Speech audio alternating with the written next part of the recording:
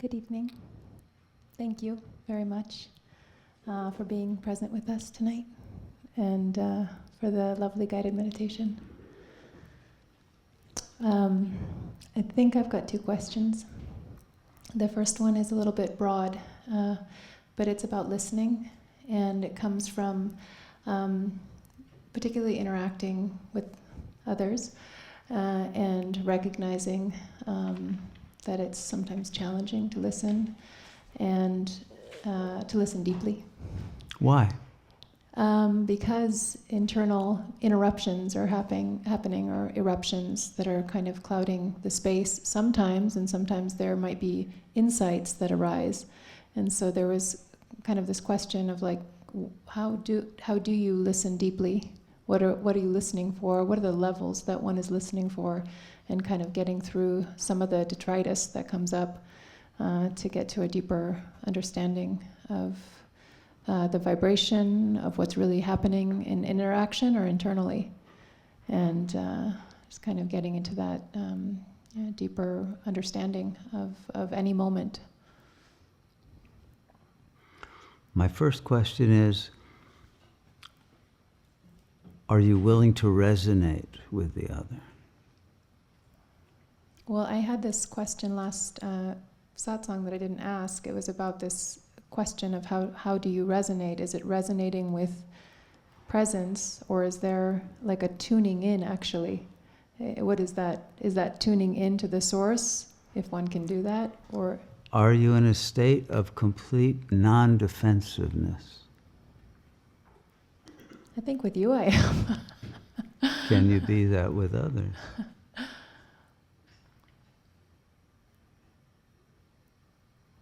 I think if I take time, and I guess what comes up is this fear of not knowing how to respond, or that I need to respond and won't know what to say. But isn't the not knowing coming from the fact that you're defended and not listening? Or else you would be in resonance and you would know spontaneously, right? So there's a split internal consciousness, and one part is saying, I doubt that I can do it. And then the consciousness puts up fears and concerns of how you will be seen by the other, and how they will listen to you when it's your turn to talk. And so you're more concerned about that than listening to what they're saying. And that creates a barrier and, let's say, eliminates the possibility of the depth that you are talking about, right? So you can't listen from the ego, because the ego is projecting on the other, and all you're going to listen to are your own projections that are bouncing back. And that will be distorting what is being said, and then you won't be able to catch the real subtext of the information you're being given. Yeah. So there has to be a listening without wanting anything, without fearing anything, and without caring how you are seen. Because how you are seen is part of the information that you're going to be receiving. Right? So you want to know that, not just counter that or worry about how you're going to react to the other, right? So there has to be a state of non-reactivity, right? Presence that is just completely open and has no agenda.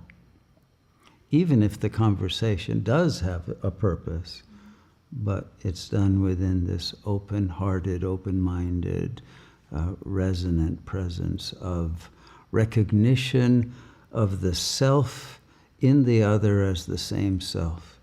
And the egos are just simply conditioned facades that you want to get beyond in order to be able to feel that love that unites us all. Because that's what will resolve whatever issues are that created the need for that conversation. Thank you. What's your second question? I don't know if I know exactly what the question is, but last night we watched the teaching again about the frog, the sort of situation of the boiling frog.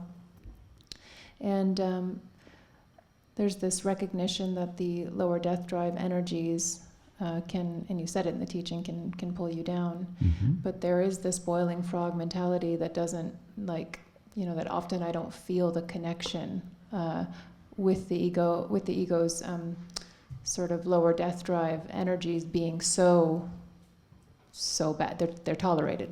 Let's put it that way. Like I don't often feel the horror of it. And it's just kind of a question of how do you touch into the real horror of the ego. I mean, it's horrible, but it's like being in this kind of tolerant mind state where it becomes normal to suffer. Mm-hmm. And then I hear a teaching like that, and then all of a sudden I'm like, wow, this is dangerous, but it doesn't feel dangerous all day throughout the day. Mm-hmm. Sure, because the water isn't hot enough yet. So it's okay. But as it gets hotter and hotter, it will be less and less okay. And that's bound to happen with time, regardless of world events. Just the body gets older and goes into decline and can no longer do what it now does. And things that are now tolerable may become intolerable. And there may be moments of hypersensitivity to things that now don't disturb you, but sounds that become too disturbing, or whatever in the environment, or the ego's feeling that it has to have certain things to eat or to do, and if it doesn't get that in its agenda, it's going to rebel and feel bad and all of that. So there is a level of anxiety that produces a certain kind of intolerance, even though you can generally tolerate things. But if you really pay attention to your internal reactions, there are probably a lot of times where you're rejecting certain things that happen or certain things people say or do, and you're making little notes of how are you going to deal with this later, and what's our strategy, etc.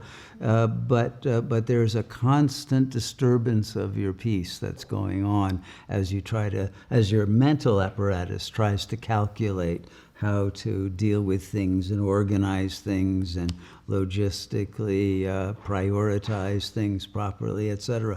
So the mind is always multitasking and dissipating and actually becoming very stressed.